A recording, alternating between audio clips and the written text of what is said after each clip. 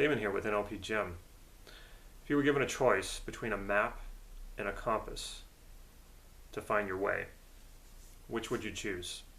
Now, to me, this sounds really obvious, and to you it probably does too. I think most people would choose a compass, depending on the situation. Maybe some certain situations, a map. But when I look at the way I've lived most of my adult life, I've been living it from a map. I've been looking to find the exact pathway to achieve the outcome that I've wanted to achieve. And a lot of times I'm using, when you think of a map, it's sort of presupposed that you're using someone else's way of doing something. Somebody carved out a pathway for you and you're following that. And the most obvious ones that most of us use are our parents. Sometimes we actually use a different map based on their map. We use the opposite one. Maybe we find another role model. But when we're really young and we're lacking in personal experience and personal wisdom, we tend to gravitate to a role model or our parents' map. And sometimes we follow our parents' map and it's very unconscious. We don't realize we're doing it. We kind of just follow along. For those of you who are parents and who have found yourself sort of channeling your own parents, and you know that we become our parents at certain times, and that's because that's the map, that's the pathway that we had carved out for us.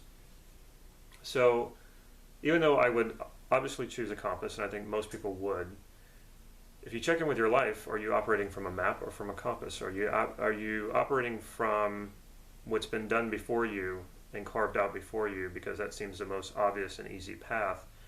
Or are you checking in with yourself and knowing where your sort of inner compass, your inner direction is telling you to go? And I equate that to values. Your own inner values are going to guide you where to go. Now, you will make wrong turns, you will make mistakes, but at least you're moving in the direction of what you value and you're fulfilling those values along the way.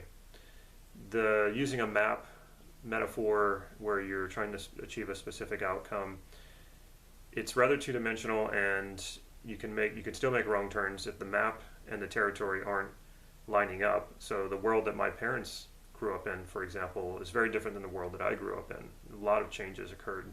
So their map didn't necessarily work very well for the terrain, the territory, as we say. So I had to make those adjustments. And I eventually got to a point where the maps weren't really working so well anymore. And I turned inwardly and started relying on myself. And that was right about the time that I started doing NLP training, and it was really, really appropriate. Now, unfortunately, today, a lot of NLP training is taught in sort of a map-like style, very two-dimensional, and just do things this way because this is how they're done, instead of really cultivating your own inner compass. And this is why I really tell people to be very cautious of even great NLP trainers who are into this idea of guruism, and they're trying to get you to only come to them and not see other teachers. And what they'll often do is kind of give you the breadcrumbs but never give you the sandwich. And that the whole idea is to cultivate that compass from within yourself, to clear out the pathways of your own struggles and your own obstacles. And one way that you do that is getting very in touch with your values, and your values will tell you which direction to go into, to go toward. And it's gotten to the point for me where even when I make mistakes, I'm okay with it because I know that I was trusting myself, I was trusting my values, I was being guided by my values, and there was really no other way that I could have known what was going to happen. You trust yourself to go in the direction that you want to go. With maps, though, if you're trying to follow a pathway someone else has carved out, well, it can be very unsatisfying. Even when you achieve your outcome, a lot of times it doesn't feel that satisfying, or it does for a little while, and then it's like, okay, now I need another map, another outcome, and I need to go chase something else. And when things go wrong, it's really it doesn't feel good at all, because you weren't even following your own direction, your own guidance, your own values. So there is, it's kind of like the dark night of the soul. You just get no fulfillment out of that. You're following someone else's pathway.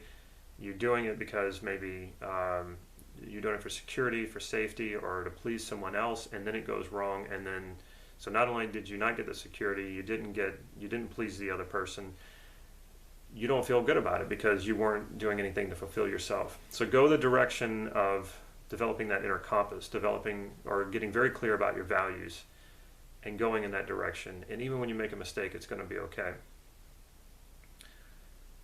And the great thing is you can use both.